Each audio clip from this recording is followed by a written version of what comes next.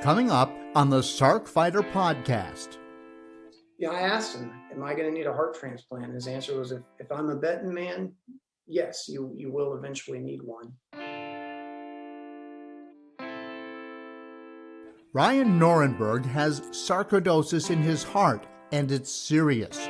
But he has found some answers that many Sarc fighters are searching for by using CBD or cannabis oil and changing his diet to protect his gut. There's thought and evidence that, a gut imbalance can lead to autoimmune issues. Coming up, Ryan will talk about his heart condition and how the application of functional medicine working on bacteria in the gut and a wee bit of CBD oil have changed his life for the better.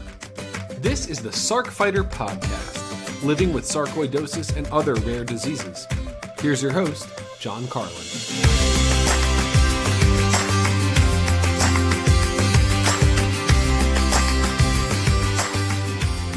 Hello and welcome. This is episode 27 of the Sarc Fighter podcast. I'm your host, John Carlin.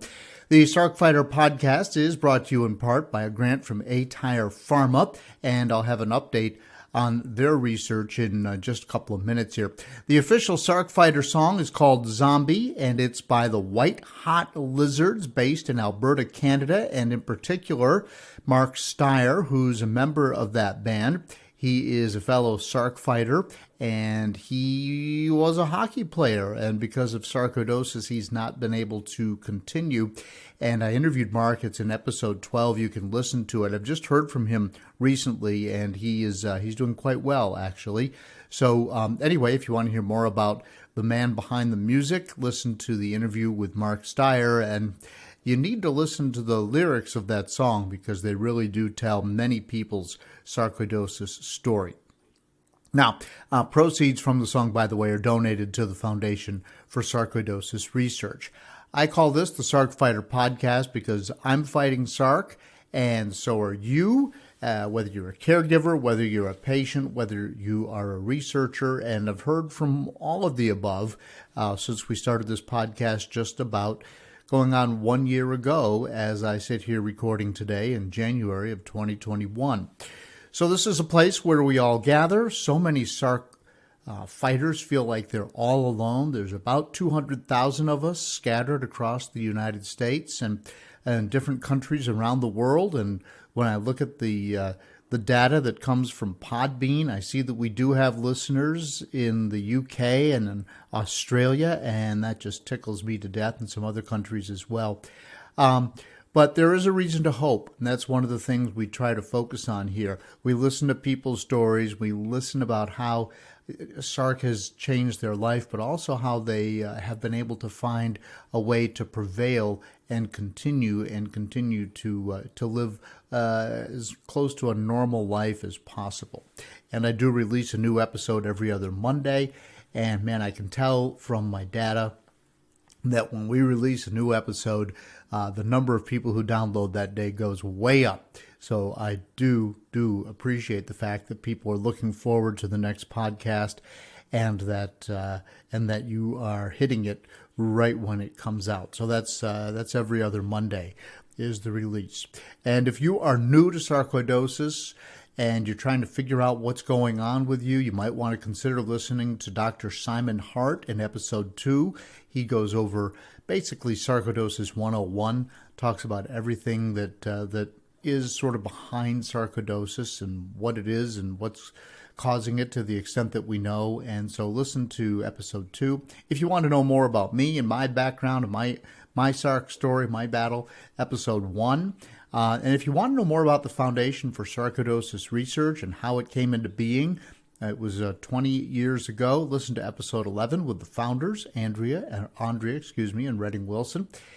And then also I will mention that late in 2020, FSR, and I'm mentioning FSR a lot, the Foundation for Sarcoidosis Research, because I'm a volunteer with that organization, and I work as an advocate.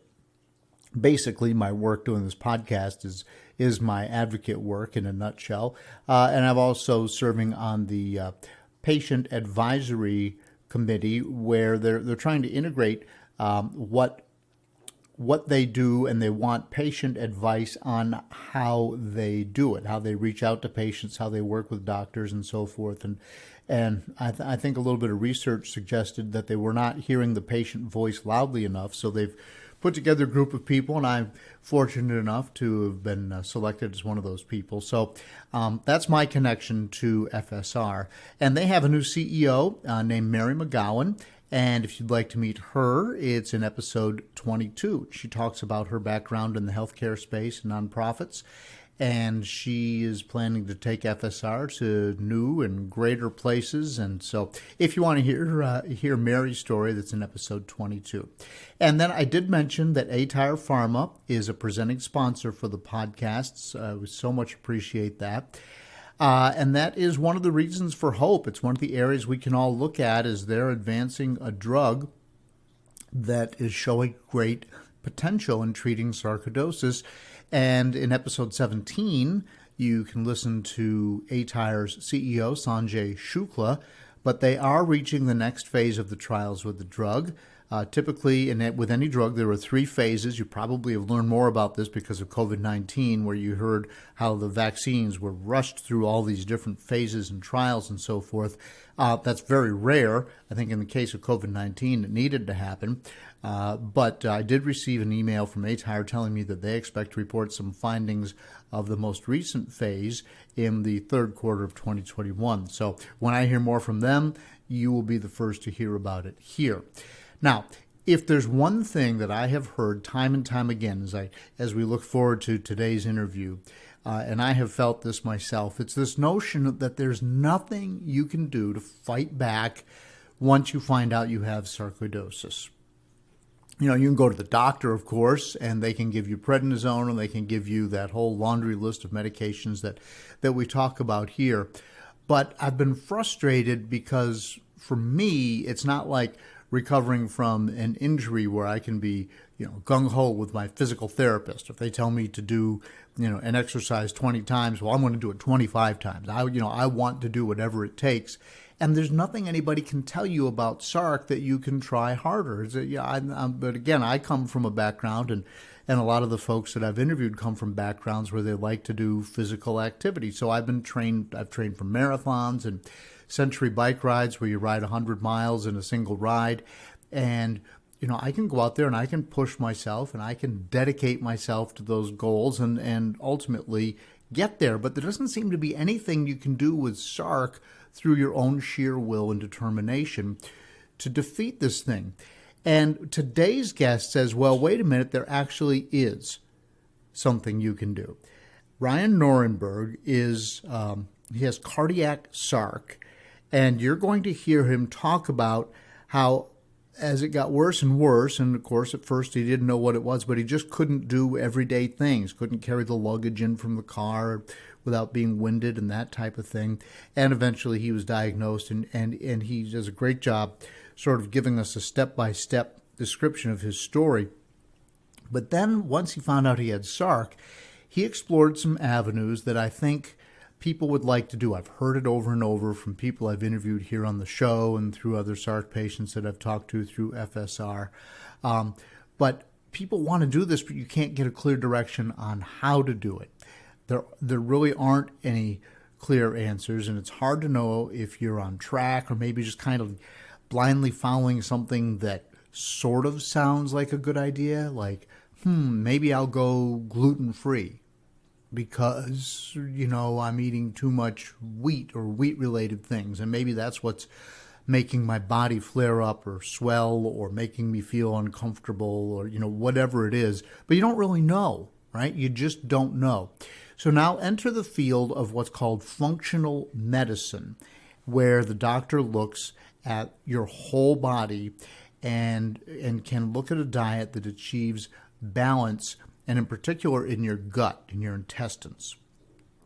And Ryan went to a functional medicine doctor at the Cleveland Clinic, looking at things like the microbiome. You're going to hear him talk about that, and you'll hear him talk about how agricultural diets have sort of evolved over the last 10,000 years, and how maybe some of our bodies just aren't ready for all the wheat and all the corn and these different things. And as a result, sort of reach this imbalance, and you can get some of that balance back. Maybe you can get all of it back. I don't really know. But Ryan has had a great deal of success, and his wife, who I'll talk about later, has become a certified holistic nutritionist, and she has been advising him as well as his functional medicine doctor and so forth and so on. So he's going to talk about that today. And then the reason I think I like this is because, okay, there's another reason for hope, and it's a little bit more of a course that we can look at, or that you can listen to and see where somebody has had some success with it, right? So he's going to talk about that. And then Ryan also has started taking CBD oil. That's the oil that comes from the marijuana plant, from cannabis. It's not something that makes you high, but it does give a lot of people relief in many different ways. And he's doing it, and he's willing to talk about it. And it's the first time that he's talked about it publicly in a forum such as this. So it's been very brave of him to come on and do this. And I can't tell you how much I appreciate it. I can tell you that I'm not endorsing any of this. I don't know enough about it, but I have been asking for people to come forward and talk about their own experiences. And Ryan has an interesting story, and you should listen and make your own judgment. Talk to people, maybe seek out a functional medicine doctor if what you hear sounds like something that is appealing to you with respect to your situation. So all of that is coming up. My interview with Ryan Norenberg right after this. I feel like a zombie, just feeding and stumbling.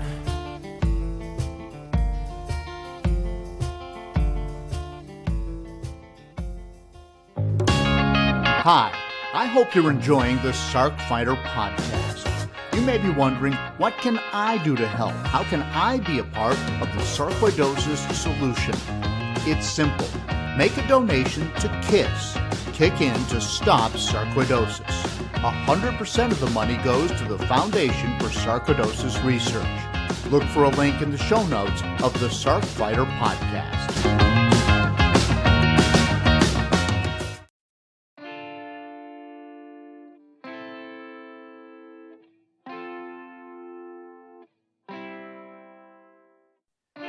Welcome back to the Sarc Fighter podcast, and joining me now is Ryan Norenberg. He's in Pensacola, Florida, and Ryan has had a great deal of success in treating his Sarc condition with both dietary changes and with CBD, and we're going to talk about both of those today. So, Ryan, thank you, and welcome to the Sarc Fighter podcast. Hi, John. Thank you for having me. So let's get into your sarcoidosis story first of all, before we talk about some of the things that you've done that I know a lot of folks, myself included, are considering. How did Sarc first present to you, and what is your ongoing battle with sarcoidosis? So it all started in 2014. I was 37 years old at the time. Late summer, early fall. I started having symptoms that at the time I didn't realize were symptoms, but they're similar to what your other cardiac sarcoid guests have talked about. Lightheadedness being the main one, and it just kept happening and getting worse. There was a trip my wife and I took to the North Georgia mountains in September. We were about to have a baby in November, and we wanted to get one last trip out of the way before I had to travel out of the country for a week or two. So we were doing that. As I was carrying our suitcases back in the house, I about passed out. And these aren't huge suitcases. I just carried 3 or 4 of them in, and hands on the knees, bent over, just about to black out. I was like, that's weird. I had to go to it was a Sunday night. I had to go to a work dinner with some Brazilian guests that we had in town. We were doing a project in Brazil. They were doing some training here. And then the following week, I was going down there to Brazil to work with them. And so that night, I had gotten back and was watching a Monday night football game, and my Saints were losing. And I was sitting on the couch and my heart started racing. And I was like, oh, yeah, I don't like losing, but it's not that bad. I thought I was just nervous. And right. That's the first time I'd noticed, anything with the heart. And I really didn't think much of it. In hindsight, I kind of remember that happening. The next day I'm at work, going upstairs, about to pass out again. I was like, this is really weird. And this had been going on a little bit even before the Georgia trip. I remember playing in a kickball league late that summer. It was just an adult beer league kickball thing. Sure. Running the bases, sprinting from second to home, and it about wiped me out. I was panting and lightheaded and dizzy. So in hindsight, I kind of remember all of these things. Anyway, that day at work, I was like, maybe I have the flu. Maybe, I need to go see a doctor before I go to Brazil. I don't want to get sick down there. So I couldn't get into the doctor. And so I just left and went, maybe I need to eat something. I went to go get some lunch. And as I was driving, I almost passed out in traffic. So I basically drove right to my parents' house, who lived in the area, and called my doctor and said, I know, when you call him, you say, oh, well, we could see you next Tuesday. I was like, I need to see someone now. And I'm going to come sit in the waiting room and see me when you can see me. And they did. And the doctor saw me. He listened to my heart. He took a chest x-ray, and he said, something doesn't look right. He said, I hear a little abnormal heartbeat, and your chest x-ray shows a little haziness. Not sure what's going on, but I want you to see a pulmonologist and a cardiologist. And they got me in pretty quickly, because I said, hey, Sunday I'm getting on a plane and I'm leaving for 2 weeks. And so I went to a cardiologist and a pulmonologist the next day. The cardiologist did an echocardiogram, the ultrasound of the heart. And they had called me back Wednesday and said, your heart function is abnormal. Your rhythm's abnormal. You need to go see the cardiologist and come in and let's talk. And so I did that. And, I'm seeing the cardiologist on Thursday, and I'm asking, hey, is this serious? Is this, do I go to Brazil? Do I need to call back? And she said, well, we need to do a heart cath. Let's see if you have any blockage. We need to understand what might be going on. So they pulled some strings and actually got me a heart cath the following day on a Friday. And so I went to a local hospital, had the appointment at noon. I went to work that morning and felt awful. Like I was just weak. I was tired. Just felt like I was about to pass out. My palms were kind of balmy and sweaty, and my lips were almost numb, like bluish kind of turning. And I just felt weird. And I thought it was nerves, for the procedure coming up. What are they going to find? What's going on? And so I called my wife and I said, hey, I'm going home. Why don't you just come home and I just want to get to the hospital. Let's get there early. And so I went home and got there a little bit before she did, laid down on the couch. She got home and we went straight to the hospital. I just felt more comfortable being there in the waiting room. I felt something was going on. And they checked me in. They get me, back where you're in the prep area where they have the sheets on the walls and the curtains around you. And they start trying to take my vitals. And the guy said, hey, do you feel okay? And I said, no, absolutely not. And I looked, and my heart rate was about 250 is what was registering. And I was in VTAC, and or ventricular tachycardia. And he went, he said, I need to go get the doctor. And he went and got the doctor, and they came back immediately, and she checked me out, and just immediately kind of bent down and whispered in my ear, because there's people in the prep room, next, and they didn't want to be alarmed. She said, you're in ventricular tachycardia. We need to defibrillate you immediately. And so they wheeled me out. My wife, 8 months pregnant, is just sitting there bawling. And they take me in, they sedate me, tell me to count from 100 backwards. I got to about 80 and woke up later and had kind of an iron shaped little burn mark on my chest. It didn't really hurt, but that's where the paddle had gone. So they defibrillated me, got me out of that arrhythmia. And I'm like, okay, something is wrong with me now. And so I checked into that hospital on that Friday afternoon, and, not much happened through the weekend. The following week, got an MRI, got transported to another local hospital, had an MRI, and they saw inflammation in the heart. And I was diagnosed with myocarditis. They thought that I had had a respiratory infection around August of that summer. And they thought, hey, sometimes you can get a viral infection in your nearby organs and it can cause inflammation of the heart. And we think that's what's going on. And a lot of times this happens in 3 or 4 months, you'll be fine. Your heart function may return to normal. But luckily, the doctor said, hey, in the meantime, you're at risk for these arrhythmias. We are going to prescribe you a life vest.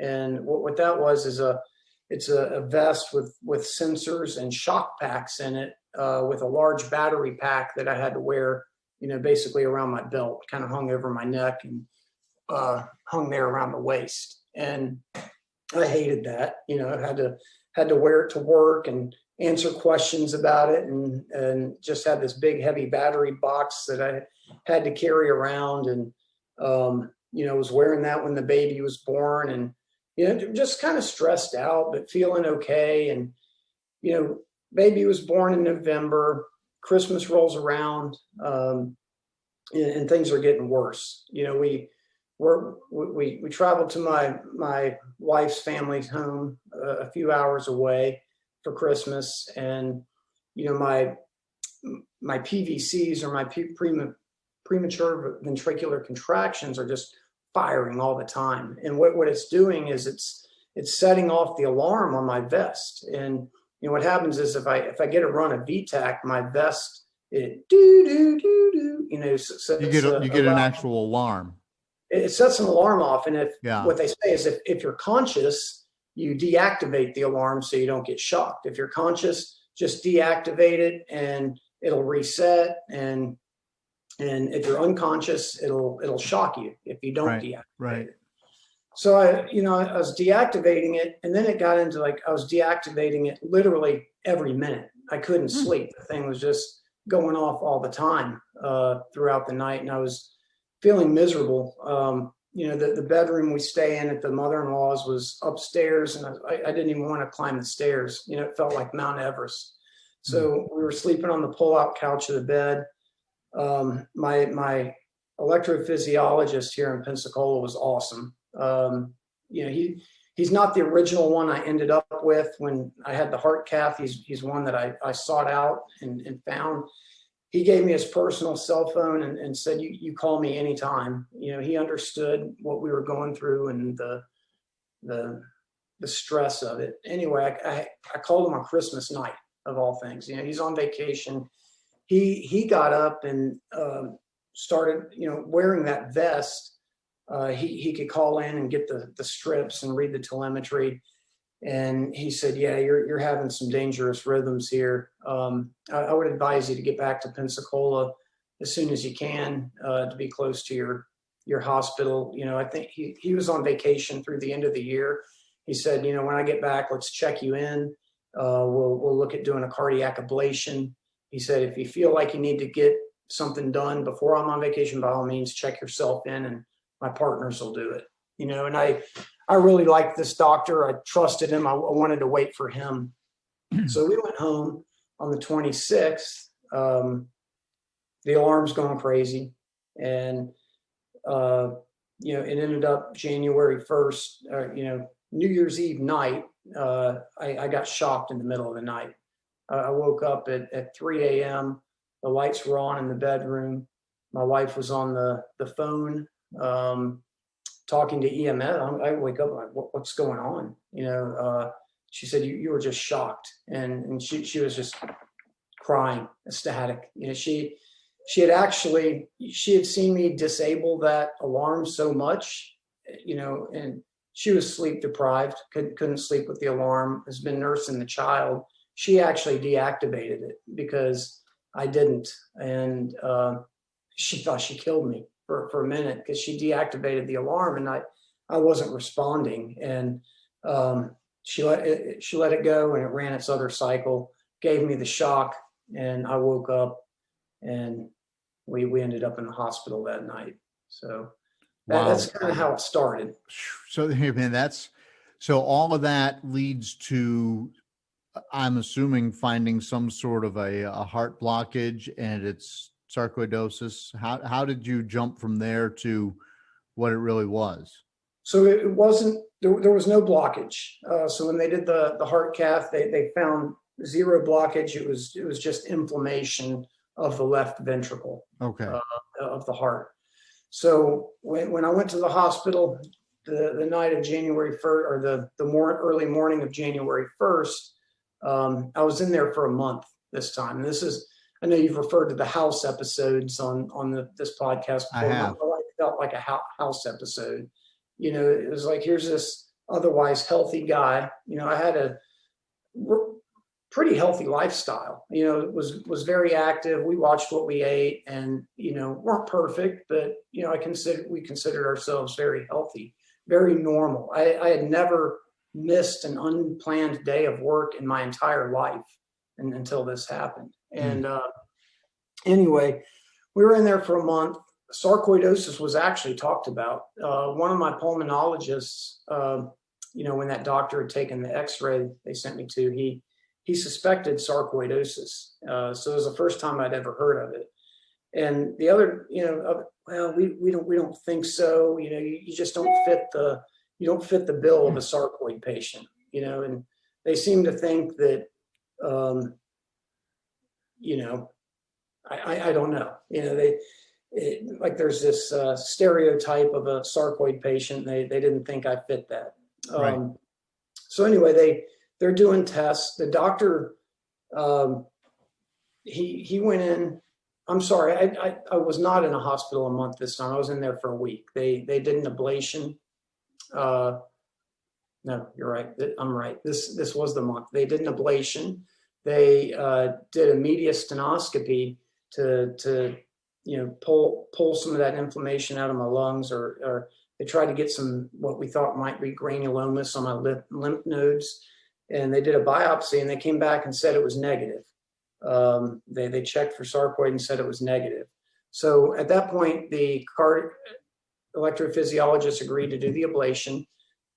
He didn't want to go in if they thought it was sarcoid. Didn't want to go into. He said, "I don't want to go in the kitchen when it's on fire." So they ruled out sarcoid and went in and did the ablation and gave me the ICD and pacemaker and said, you're at risk of having these arrhythmias forever. Even when the inflammation goes away, you're going to have scarring to deal with that can disrupt that electrical signal and cause those arrhythmias. So after a week, I'm back home, back to work, trying to live normal and just stressed out, can't sleep, lots of anxiety, feeling terrible, not undiagnosed, they still can't tell me what's wrong. They can just tell me my heart's failing and we don't know why. And just hang in there. It's okay. Hang in there. Nice. Right. Nice. And about a month later, so in February of 2015, I was, after work one day, we had dinner. I was holding the baby. I didn't feel well. I was like, let me go take my blood pressure. Handed the baby back to my wife, went to take my blood pressure, and it wouldn't register. Couldn't register a pulse, couldn't register a blood pressure, feeling lightheaded. I started walking through the kitchen to tell my wife, I think we need to go to the ER. and I got shocked. I got my defibrillator fired, and then I'm on the ground. It fired again and again and again, and so she calls EMS. They get there. They take me to the hospital. I'm in my wife stays home with the baby. I'm in the ER room, and here it comes again. Fire, shock, shock, shock. And, at this point, I'm just, give me lidocaine. That's what they had given me on the New Year's Day, and it just calmed everything down and stopped it. So here I am telling the doctors what to do. And I was probably a little obnoxious, but I got shocked 21 times that night. Wow. And it was pretty intense. And so that's back in the hospital doing another cardiac ablation. I was in the hospital for a week this time, and went back out. They had changed the antiarrhythmic drug that I was on from a sotalol to amiodarone, which is a stronger but more toxic antiarrhythmic. So Ryan, they eventually figured out it was sarcoidosis. They did. So that all happened in February. I'm getting out of the hospital around March.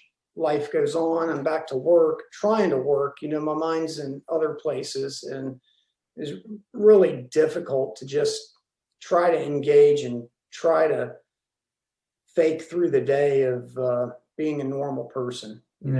Carrying that stress, and we had to get a real diagnosis. We just weren't satisfied. My wife's doing research like crazy.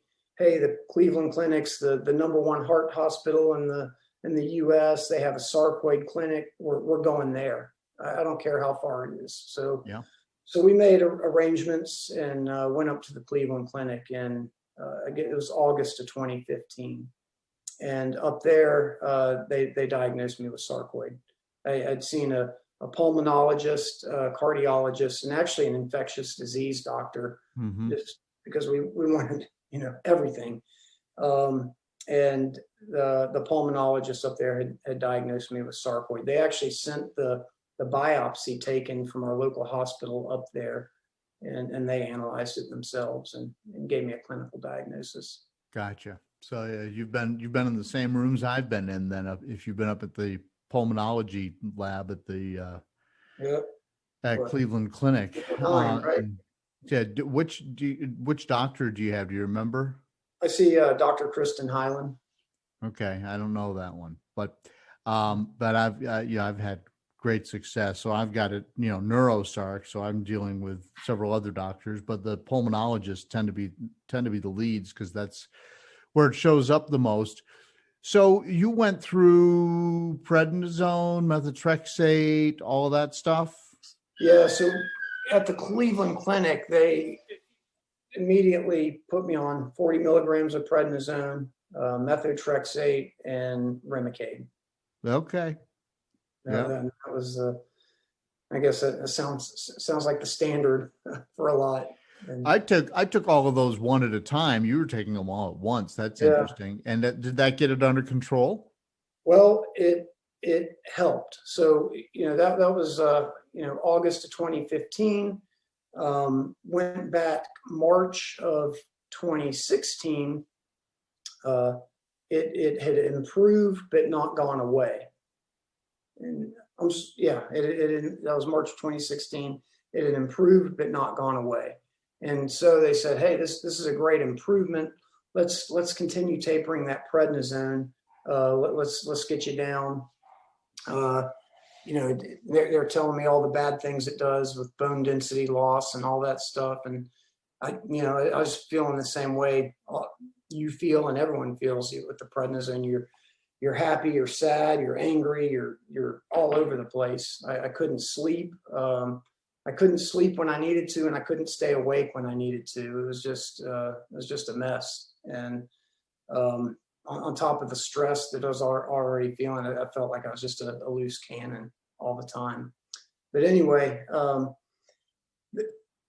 we tapered the prednisone, tried to come down. When I came back to the Cleveland Clinic the next time, a few months later, the inflammation was back, and it was back pretty good. And my doctors, that's when I'm talking to the cardiologist. I'm like, what does this mean? Because when I was first up there, like, hey, a lot of patients have this. We give them the medication and it goes away and you never see it again. And he said, there's really three types of sarcoid patients. There's those, it comes and it goes.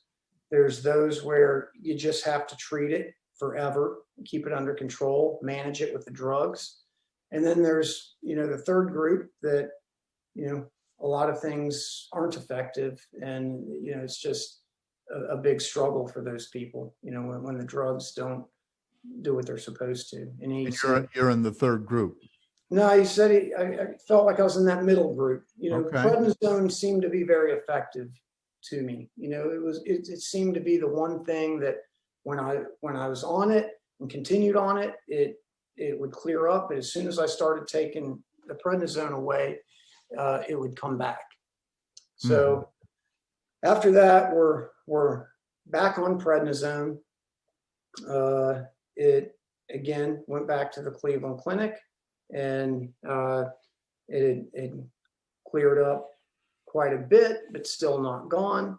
Come off the prednisone, it comes back. And so, we get to like September 2016, and it was back. The heart was inflamed. The heart function had decreased. My ejection fraction was down into the 30%. So the ejection fraction is the amount of blood that exits and gets replaced in the heart or the left ventricle each time it pumps.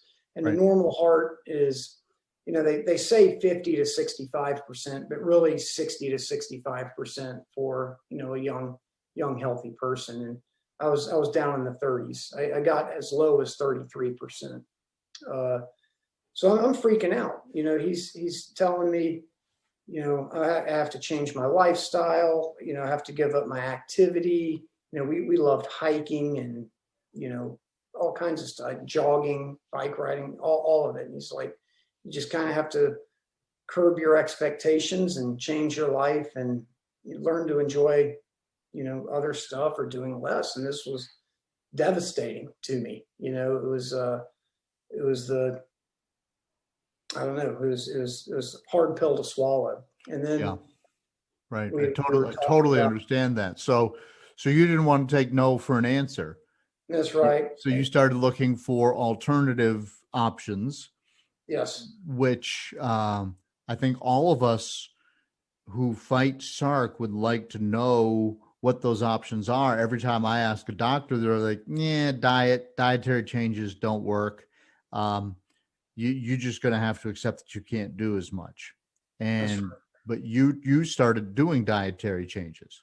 I did. We at this conversation, we were also talking about heart transplant and at what point that makes sense. And his opinion was, I asked him, am I going to need a heart transplant? And his answer was, if I'm a betting man, yes, you will eventually need one.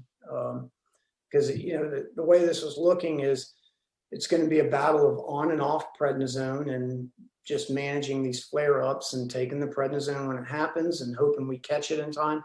The problem is with the heart inflammation is when that inflammation is there cooking, it turns that tissue to scar. And once it's scarred, you don't get it back. It's done. And so that's when this isn't happening. So something's got to happen. And there has to be something I can do. There's all this medication. And you're right. When you talk to the doctors, doctors are brilliant, but in a lot of times they are experts in their function, whether that be the heart or the brain or whatever it may be. And I've even asked some of my doctors, just in casual conversation, they haven't had a lot of nutrition in their education. And right. If they did, it was years and years ago, and stuff changes. We went through the whole low fat's bad for you, and you got to eat this low fat, high sugar stuff, and that's better for you. And that was kind of the dietary trend of the 80s, 90s, and things change. They were telling us to fill up on whole grains and things like that, and that has changed. So what I did, I started seeing the functional medicine department there at the Cleveland Clinic. At the same time, my wife is just all over the nutrition stuff. She's been telling me, look, you need to go gluten-free, dairy-free. And I was already doing some of that stuff. And when we went, so after this September 2016 visit where the inflammation was back, really got serious about the diet. The doctor at the functional medicine clinic, which, I would recommend anybody to go see a functional medicine doctor. What these doctors do, they understand the human body, the systems, what different levels of blood tests, things like that. And he validated a lot of everything my wife had been telling me. And for some reason, it just seemed validated coming from a doctor, but it was a lot of the same exact stuff. It's hard when your wife's telling you, don't eat the pizza, don't eat this. And right.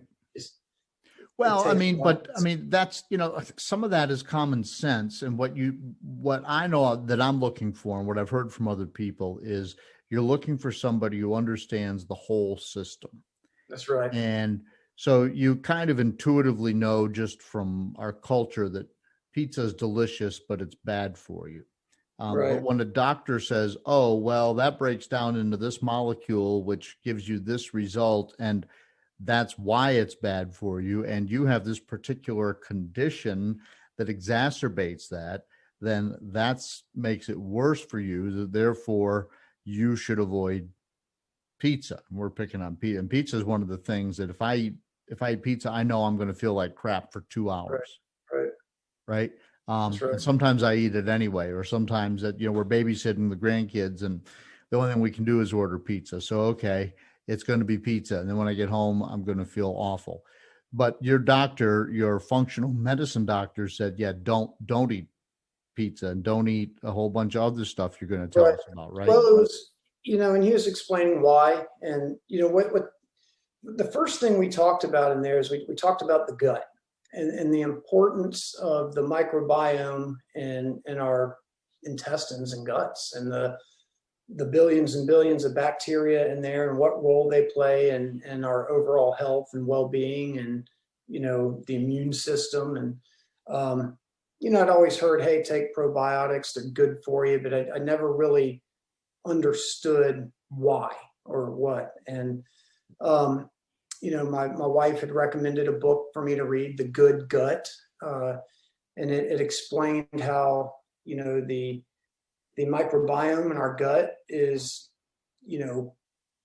decreasing generation after generation. If you go back to our hunter and gatherer ancestors in Paleolithic times, Right. Humans we're a product of evolution, going back to, apes, essentially, we're millions of years of evolution. And you look modern agriculture as we know it, with the heavy grains, corn, soy, and wheat, most of which are our main agricultural crops, at least in the U.S. This started about 10,000 years ago. So that about 10,000 years ago, the human diet started converting to, these agricultural crops, less diversity. And then over time, our cultures also become more sanitary, right? We brush our teeth every day, we take showers every day, things like that. And we're not going to stop doing that. But you combine that with, the lack of diversity in our diet, the processed foods, and the heavy antibiotics that we all take through our lives for various reasons, and the antibiotics in our food system and the meat that we eat. The glyphosate on the GMO crops that we eat affects the microbiome in our gut. And you get this microbiome out of whack and things happen. And so that was one of the first things we focused on was getting the microbiome right through diet, understanding what's good for it, what's bad for it.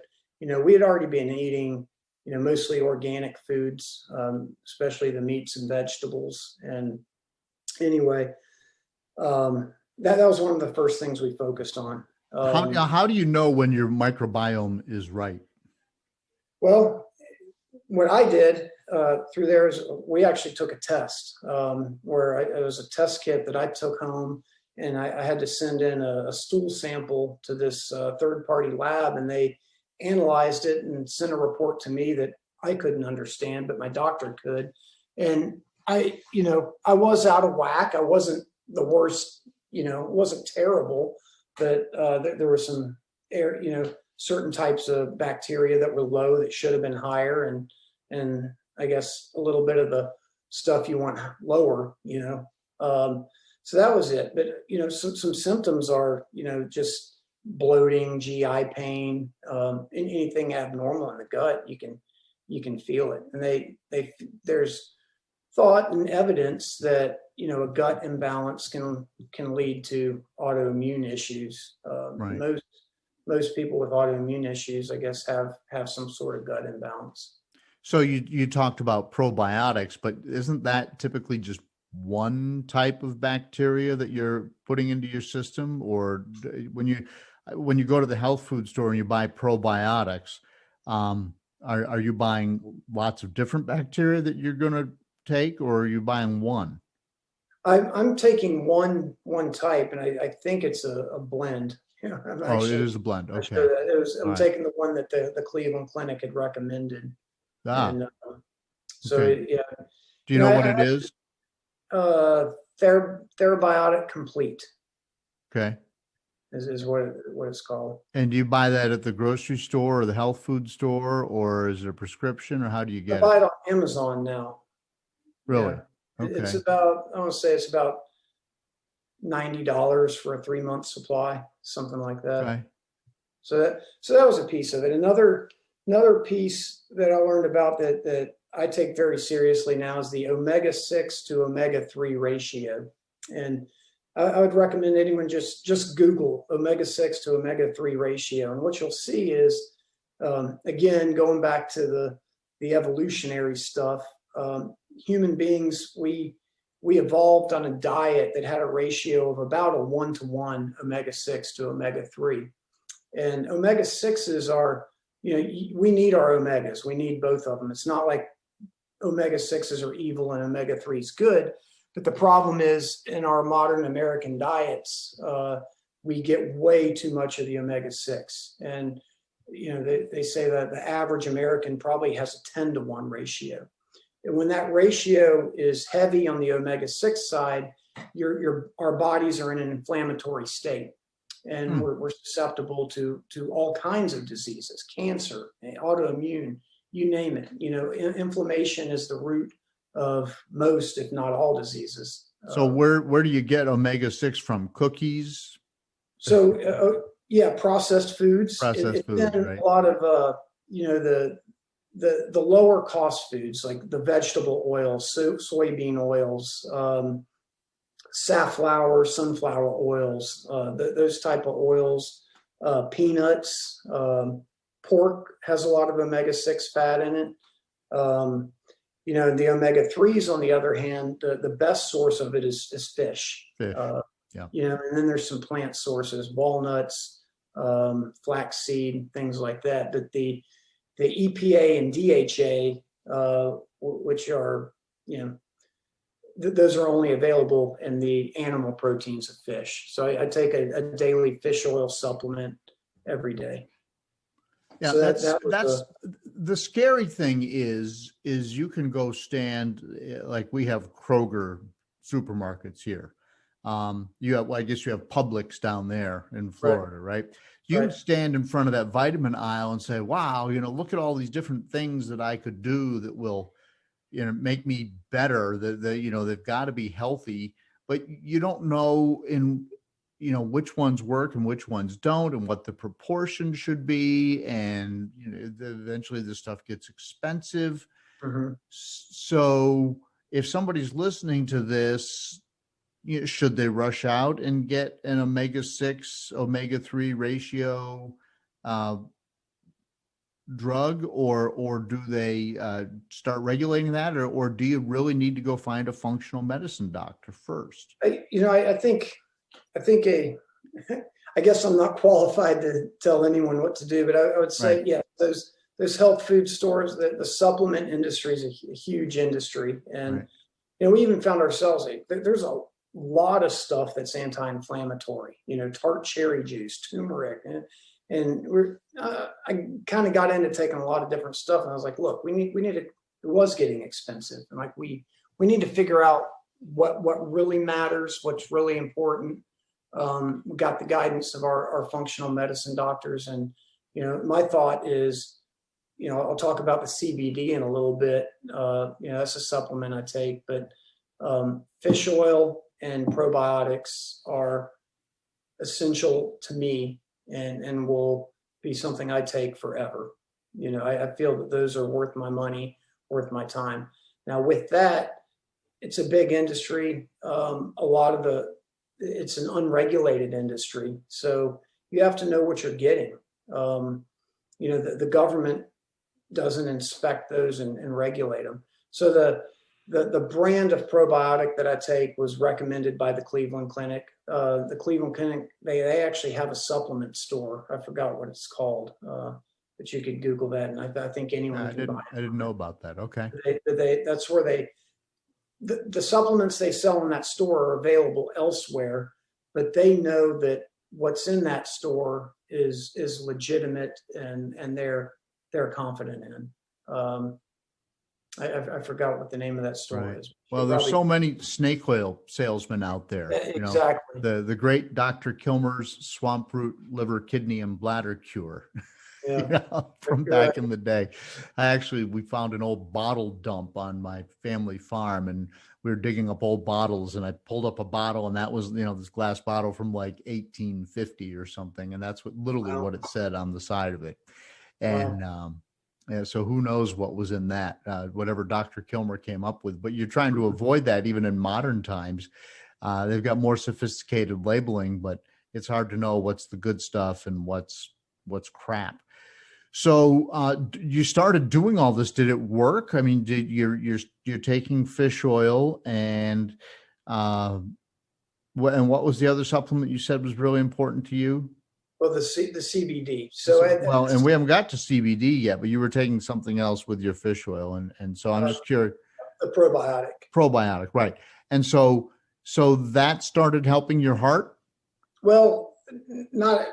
Who knows what's helping what? I'm on a lot of heart medications. I'm still on prednisone at this time, methotrexate at this time.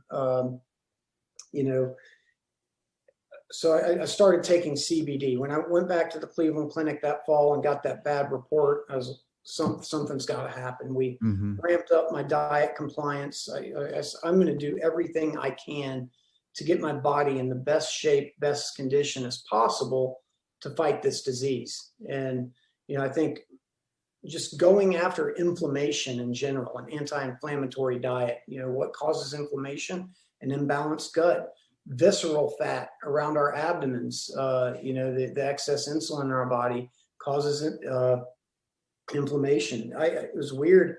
I know a lot of people gain weight on prednisone. I actually lost 25 pounds because I gave up grains. I wasn't drinking beer. I was eating meat and vegetables and more vegetables than meat. And, the weight just kind of came off, giving up all the wheat and starchy carbohydrates. So anyway, at the same time, I started taking the CBD. I'd done a lot of research on it, read about it, read how the endocannabinoid system in our body is pretty fascinating. So I had a friend in college whose daughter is now epileptic. She was a young girl. This was a few years ago.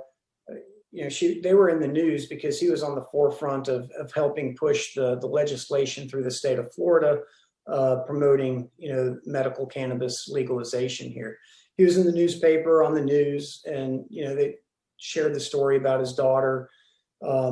I said, I'm going to give him a call because I saw, when they were talking about this getting legalized in Florida, I saw the list of qualifying conditions and many of them were autoimmune and, multiple sclerosis, rheumatoid arthritis, lupus, and, and it said, or like conditions. I was like, well, sarcoidosis fits in that family. Let's dig in. And so I called him and I said, you know a lot about this. You've been fighting the battle and taking care of your daughter. You know, what can you tell me? And he sent me a website, The Realm of Caring. And it's a nonprofit organization based out in Colorado whose mission is to educate patients and doctors on the use of cannabinoids for therapy. You know, I'd kind of always thought that cannabinoid therapy was, you know, based on the THC side, right? Making people feel better through the psychological effects of it. And what I realized on that Realm of Caring website that he gave me, he said, go to the research library. There's a link there, and there's a list of all kinds of medical conditions. I think they have every condition in the world besides sarcoidosis. Of course. And he said, look, you know, just start reading different things related to your disease and see what you find. He said, I do know that it is an anti-inflammatory because epilepsy is a form of inflammation in the brain. So it does have anti-inflammatory effects. And I do know that it's effective for autoimmune, but I don't know much more than that. Go dig in. And so I did. So I went to that Realm of Caring website, and I was looking at, you know, there was no sarcoidosis, but I was reading about inflammation, autoimmune, things like that. And what I found is that, you know, our bodies have an endocannabinoid system in them. And what that is we have, we have receptors in our body.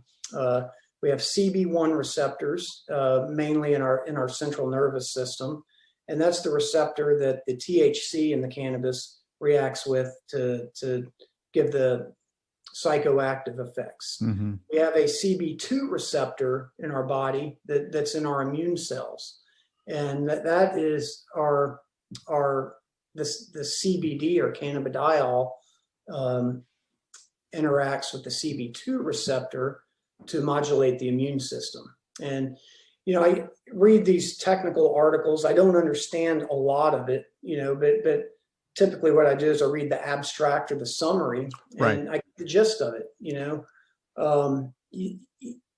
I saw some commonalities in these articles that, you know, cannabidiol acts on the CB2 receptor. It downregulates cytokine production. It reduces inflammation. I read an article about fibrosis showing how it's a tissue protectant and reduces fibrosis and oxidative stress. I was like, wow, this reduces anxiety. I was like, this sounds like the perfect drug for me. And you know, really no known side effects. So what I did is I talked to my doctor at the Cleveland Clinic, my pulmonologist, and I sent her some of that research. And I said, hey, I would like to start taking this. You know, I want to experiment with it. Would you mind looking at these articles and tell me if you think they're legitimate? Are they credible?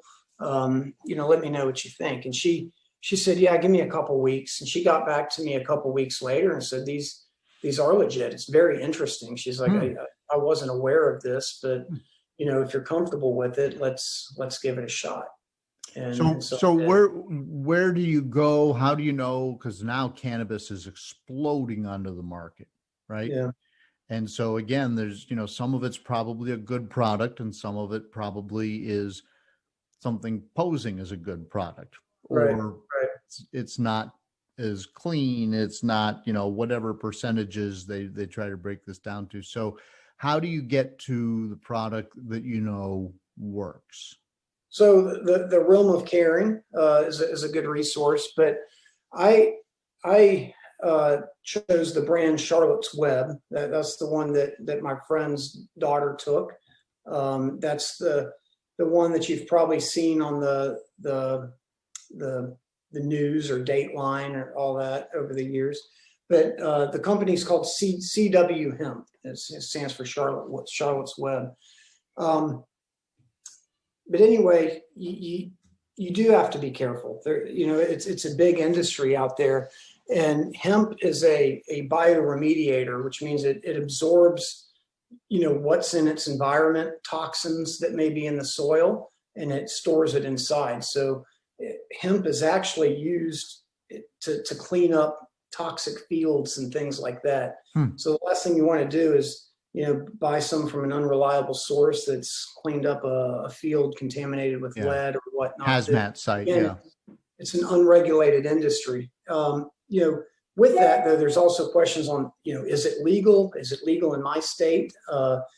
CBD is. In 2014, the federal government they were pushed to, hey, there's a difference between hemp and marijuana.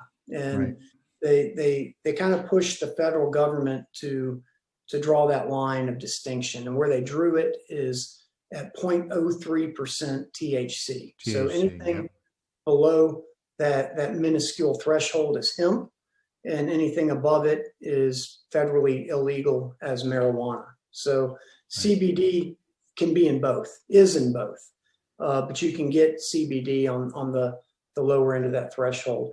And that was in 2014. That distinction was made at that. It was made available for sale and legal, but the laws were still a little bit gray. In 2018, in the Farm Bill, the government basically explicitly stated that CBD, in hemp oil with less than 0.03% THC is legal for sale and distribution throughout the United States. So that can be purchased and obtained in without a prescription, without a doctor. You could probably, in most cases, go down to your health food store and buy it. Now, or drugstore, or when I'm in my vitamin aisle, my supplement aisle at Kroger, there's a kiosk right there with every kind of CBD product you can imagine. Right. And are we talking about a pill that you take, or an oil that you rub on your skin, or both, or what? Because it seems like it presents in a lot of different ways. Yeah, I take an oil. And my fish oil I take as an oil. I think that's the most pure way to get it. But it's a pill. It's a pill that you take as an oil. It's like a dropper, like a 1 milliliter dropper. And you put it in your coffee, or just how do you consume it? Put it straight in my mouth and take hold it under my tongue for a little bit, 30 seconds, I think it says, and then I swallow it. Okay. And I'm taking when I was sick with sarcoid, actively flared, I was taking 300 milligrams a day. So it was expensive. Insurance doesn't pay for it. At that time, I was spending about $500 a month on it, which was, again, I wouldn't do it if I didn't think it was effective. But I started taking that in September, went back to the Cleveland Clinic in March, and had my first absolutely clear PET scan. No inflammation in the body anywhere.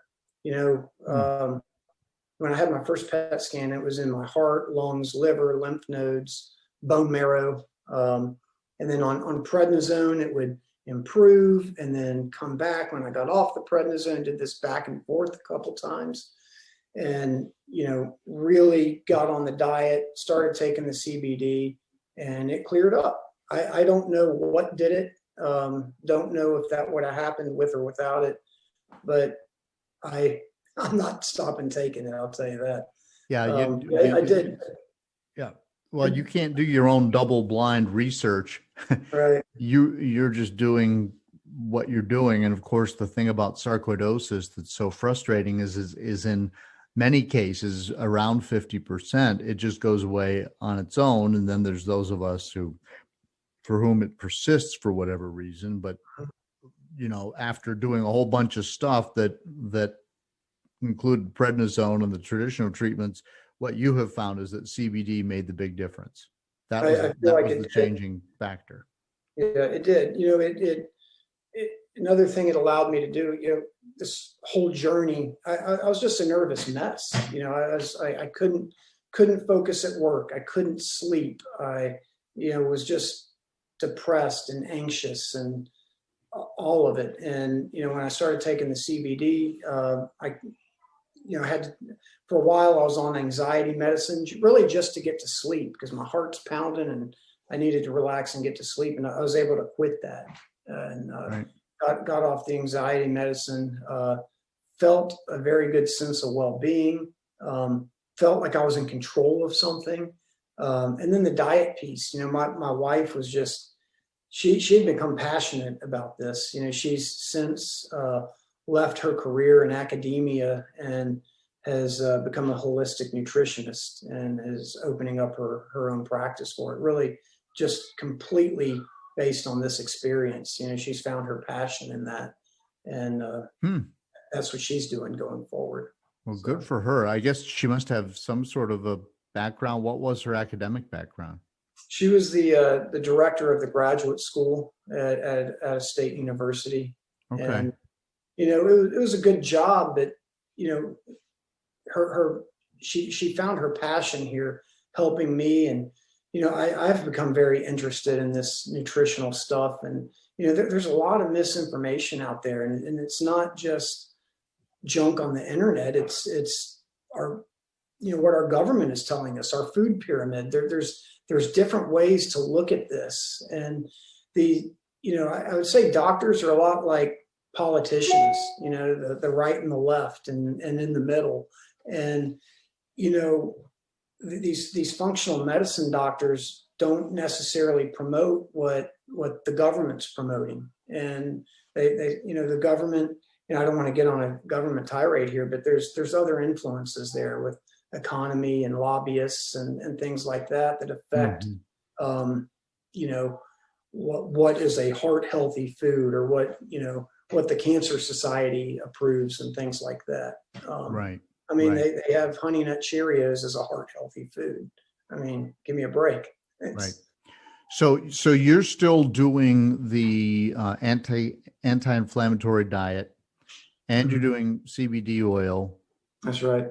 And are you on any other drugs at this time?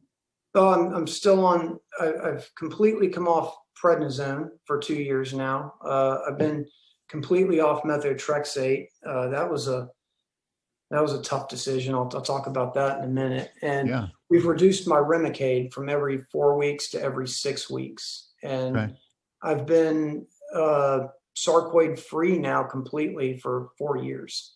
There was a mishap in there. So I started taking the CBD. I had a clear PET scan, 5 months after taking it. My next one, 6 months later, was clear.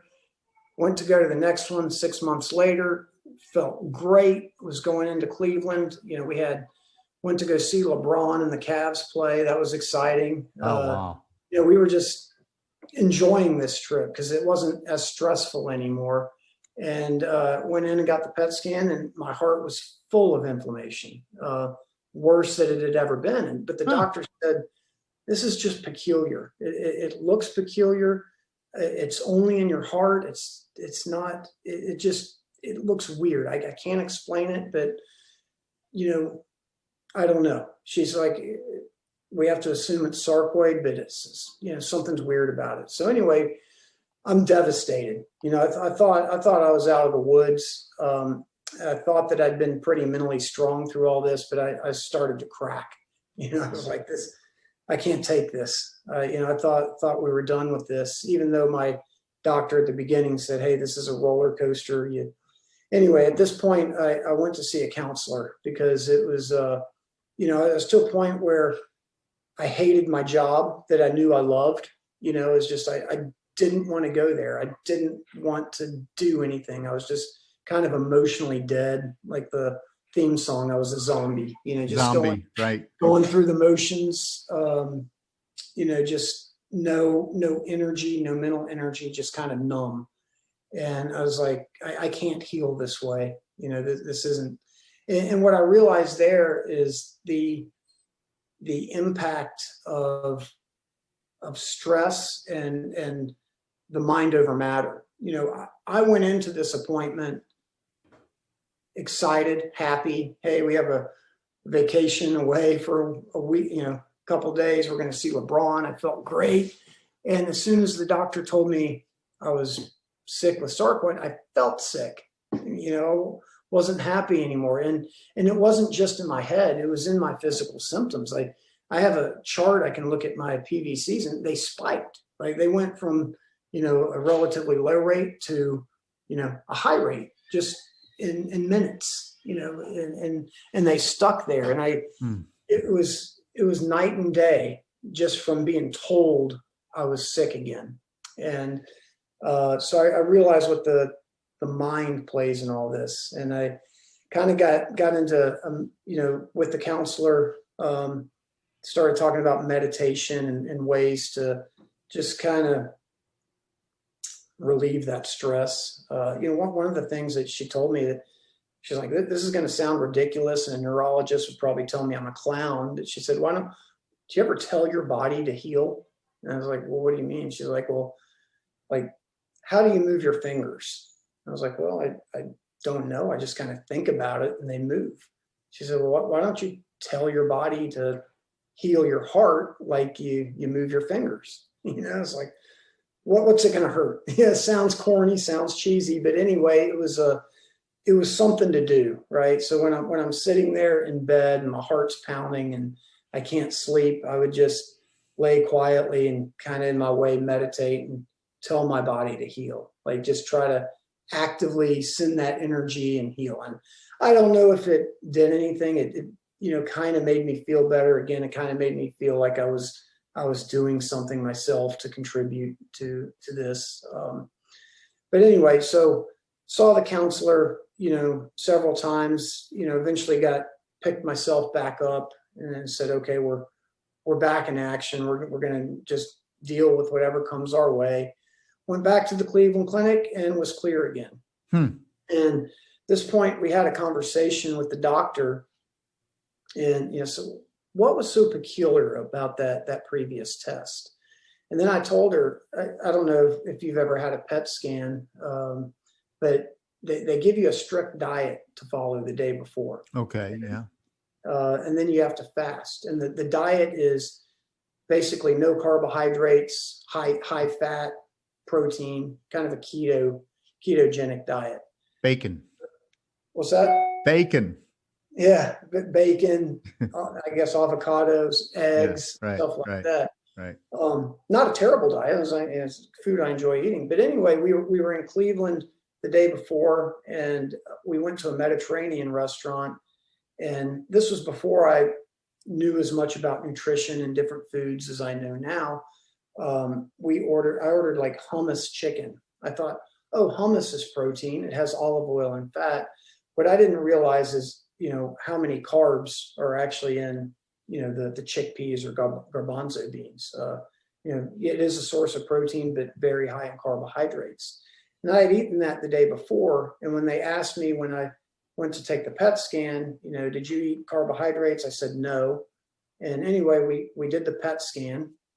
And long story short, we think that was a false positive now, because of the fact that I ate those carbohydrates. And when you do the PET scan, before the PET, you get injected with a radioactive sugar solution. And then what they're looking for is that, I guess, the glucose uptake in the areas of inflammation. And having those glycogen stores in my body from the carbohydrates, we believe caused the false positive test. So as far, assuming that was false positive, ever since I've been on the CBD, I've been free and clear. And, another story, when I went back and I got that false positive, we were trying to get pregnant at that time. We wanted to get pregnant at that time. And, when we originally got on the methotrexate, they said, hey, you can't get pregnant on this drug. It can cause genetic birth defects. We know it happens, with women, it absolutely is a no-no. With men, we tell people not to. There haven't been studies done, but it's highly recommended not to. So we weren't going to touch that. So we went to a fertility clinic, froze some sperm, and when things started getting better for me, we started trying to get pregnant, but then we were unsuccessful and ran out. And so we told the doctor, after we think I'm inflamed again, going back on prednisone, we decided to come off methotrexate. And that was a pretty scary decision because we didn't know what was doing what, right? But she seemed pretty confident. Hey, prednisone seems to be doing the trick for you, and CBD seemed to have some kind of positive impact on you. And she kind of felt confident. Let's do it. Let's come back in a few months and see. And we came back in a few months, and the Sarc was free and clear, which now we think was a false positive. And we ended up, after 6 months, we could try to get pregnant again, and we did. And now we have our second child that's a year and a half old. So congratulations. Yeah, thank you. That's awesome. So, man, we've been talking for a little over an hour already. So, just in the interest of time, I want to move forward. You are up and around. You are working. You like your job again. Yes. Can you hike? Can you play beer league kickball anymore? Can you do all those things? Honestly, I can do it all. I jog about daily. I used to jog, 5, 6 miles at a time. Mm-hmm. I'd ran a half marathon, the year prior to the Sarc. I actually ran and walked a half marathon, 6 months after that cardiac arrest, just to do it. I had to prove to myself that, I'm not sick. I can do this. But anyway, we just took a 2-week trip out to Colorado this summer. I hiked, had the baby in the backpack going uphill. Throughout this whole journey, we took some trips and did some hiking, and my wife would carry the babies, and I didn't really like that, but I needed to. It just exhausted me, and I didn't want to push it and have some event happen on a mountainside. But yeah, I can. I'm not going to go out and run a Ironman triathlon, but I can jog a couple miles. I can play tennis as long as anyone wants to, and I can walk forever. Miles and miles and miles. And other than extreme exertion for extended periods of time, I feel like my life is very normal. My quality of life has been restored better than I expected. I kind of always tried to visualize success and think, hey, there's going to be a better day at the end of this, just weather the storm. But it's my life is happier, and I feel better than I ever have. So, and you've accomplished that then with sort of a combination of what I'll call Western medicine, which would be Remicade, and then the sort of Eastern approach to health, which is, I'm assuming you're trying to stay away from inflammatory foods like grains, and then you're taking the CBD oil. That's right. Daily, weekly? I take it daily. I take 100 milligrams daily. And that's just from a dropper. And you're using the Charlotte's Web brand, the CW hemp. That's right. That's right. And then, to anyone that wanted to start taking it, I would just caution them that just because something is available on the shelves doesn't mean that there's no THC in it. And they make an isolate, like a CBD isolate, and they make a whole plant extract that, although legal, will have very trace amounts of THC that can accumulate and show up on a drug test. So if, people should just be aware of that. Yeah, here in Virginia, I think it's pretty highly regulated. I'd be surprised if you can walk into the store and buy something with THC in it. And then again, and that's going to vary. I don't even want to get into that because it's going to vary from place to place. In Colorado, it's wide open. I'm sure in other states now where they've legalized recreational marijuana.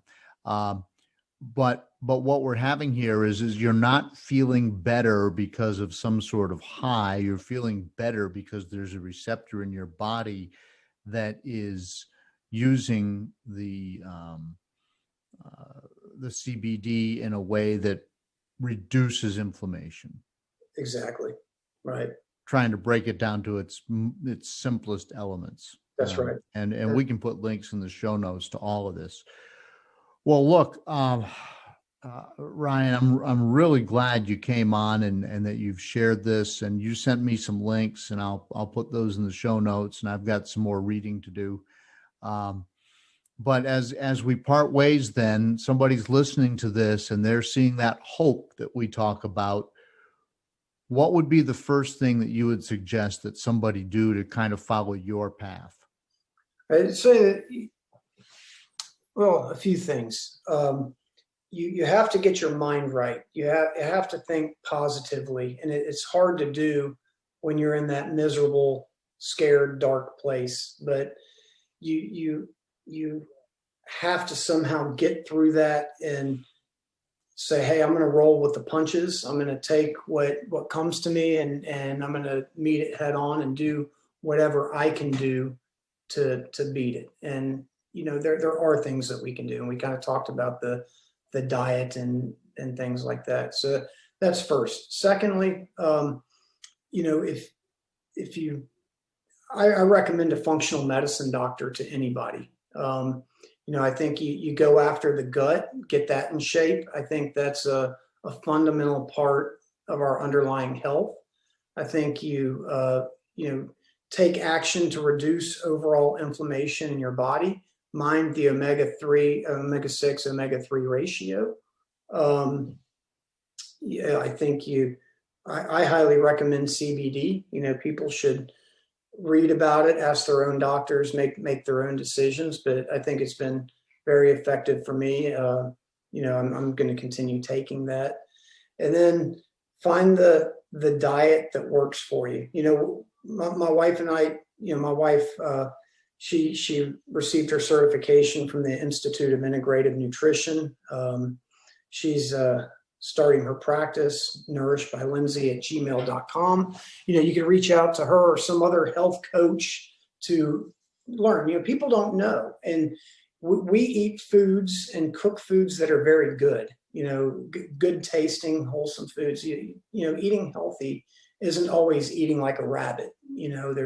I think finding ways that you can have a healthy, sustainable diet it's about the lifestyle. I've changed my lifestyle. We've changed our cooking habits. We've changed the staples in our kitchen and cabinets. And, I think some people need help with that. And, we're learning new things every day. So I think getting the help where you need it. All right. We'll put a link to your wife's contact information as well in the show notes. That's Lindsay. Say it again. Nourished by Lindsay. Nourished by Lindsay at gmail.com. That's right. There's a bunch of different ways to spell Lindsay, with an A or with an E and so forth. So just go ahead and send me the link, and I'll put that in the show notes if people want to contact her. Sure. So, all right. Well, thank you, John. Yep. Thank you, Ryan. I really appreciate it. I'm sure the listeners appreciate it. And we'll just, I intend to proceed with some of this. I want to give it a shot. So thank you so much. All right. Thank you.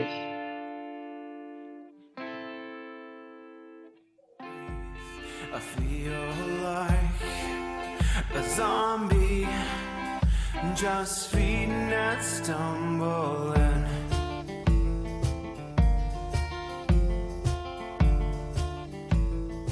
Ryan makes some really, really good points. Now, I've said before, if someone would just tell me to eat nothing but kale, or stop eating wheat, or whatever, I would do it if I thought it would work, if there was any evidence behind that. And just give me some direction where I'm not sort of blindly following the latest media reports and pop culture feelings about whatever it is. We hear all these things about caffeine or movie popcorn, and these things come and then they go, and you don't know if it's real or if somebody just did a study and had a really good publicist. But whatever, if someone told me just stop eating everything but kale and you're going to feel a lot better, I would do it. So here's Ryan showing up, and he's got some good points. And I'll tell you that I've heard from nurses and others in the medical field that doctors are not the best people to give dietary advice. To me, it seems like they would be the best, but I've heard over and over in my own experience, that doctors, they tend to specialize in whatever they specialize in, and they focus on the medicines that they're familiar with. And when you say, well, can I eat any better?